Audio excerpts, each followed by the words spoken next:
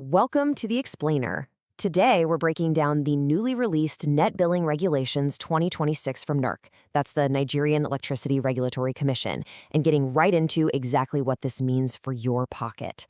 The Nigerian government recently dropped this new framework, and honestly, it's kind of flying under the radar right now, but it is absolutely crucial. If you already have solar panels, or even if you're just thinking about getting them, this fundamentally changes the math on your entire investment. So let's just dive right in.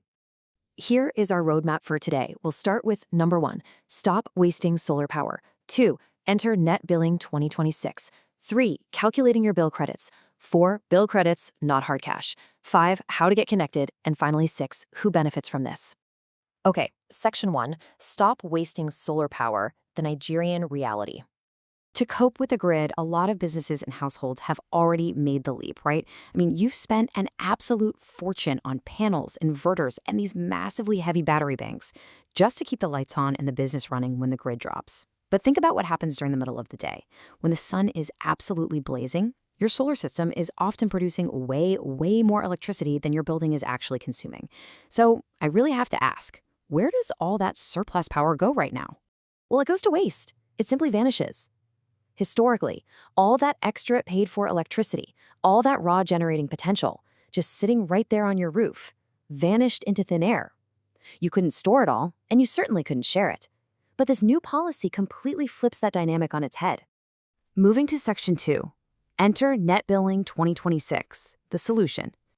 Here is the core of the whole thing. The Net Billing Regulations 2026 is a framework that allows consumers to push surplus solar power back into the national grid in exchange for electricity bill credits. Simply put, instead of losing your extra power, you send it straight to the grid, and your local distribution company, your DISCO, deducts its value from your monthly electricity bill.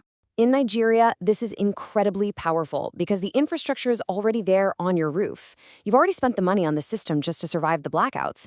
Now, you can actually make that sunk cost work even harder for you. Let's put some real numbers to this so you can see what it means for a business. Let's say your monthly electricity bill is normally $500,000. Under this new regulation, exporting your surplus daytime power could drop that bill to, say, $300,000. That leaves a massive $200,000 staying right in your pocket every single month. It literally transforms your roof from a forced expense into an active cost reduction asset. Section 3, calculating your bill credits, the math. Let's get slightly technical for just a second to explain exactly how these savings are calculated, because the math here is actually really important. The export rate isn't just a perfectly flat 1-to-1 ratio. The crucial thing to understand is what Nerc calls the export tariff factor.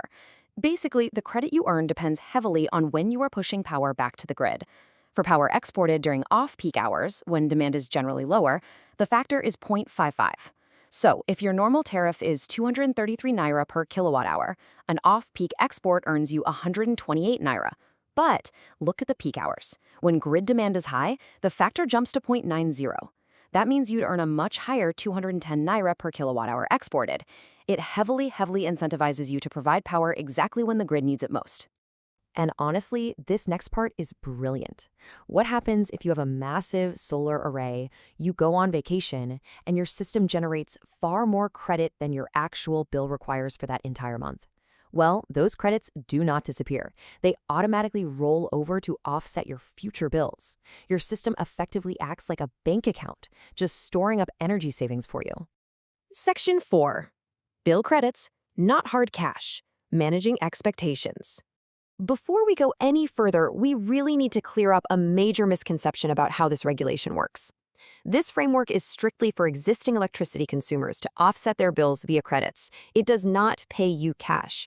If you were thinking about, clearing a piece of land and building a massive solar farm just to sell electricity back to the government and become a millionaire, well, this framework isn't for you. Without an existing bill to offset, those credits are useless. If your goal is to sell power for actual hard cash, you'd need an independent power producer license, which is a completely different, much more complex legal and regulatory conversation. Net billing is entirely about reducing your existing operational costs, not creating a direct cash-generating utility business. Section 5, how to get connected, your 5-step roadmap.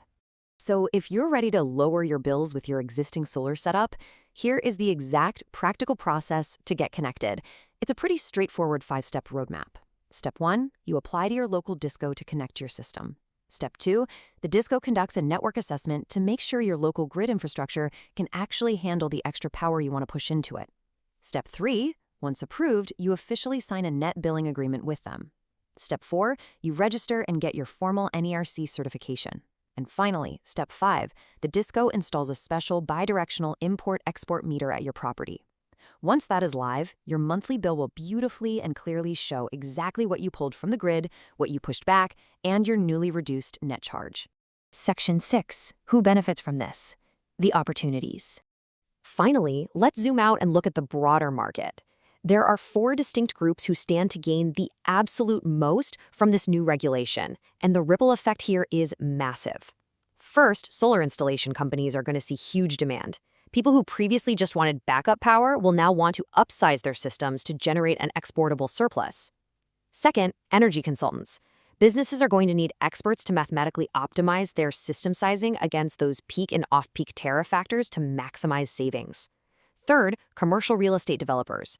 Imagine being a landlord who can offer pre-installed grid-connected solar that drastically slashes a commercial tenant's operating costs. That's an unbelievable competitive advantage. And fourth, of course, existing solar owners. Whether you're a small household or a massive factory, you have immediate savings just waiting to be unlocked. Ultimately, this regulation rewards people who have already invested in solar infrastructure, and it gives everyone else a very compelling mathematical reason to finally make that leap. So, review your current solar setup. Reach out to your local disco to see if you qualify, because the real question you have to ask yourself right now is this. Now that the rules have completely changed, are you really going to keep letting that daytime sun and your hard-earned money just evaporate into thin air?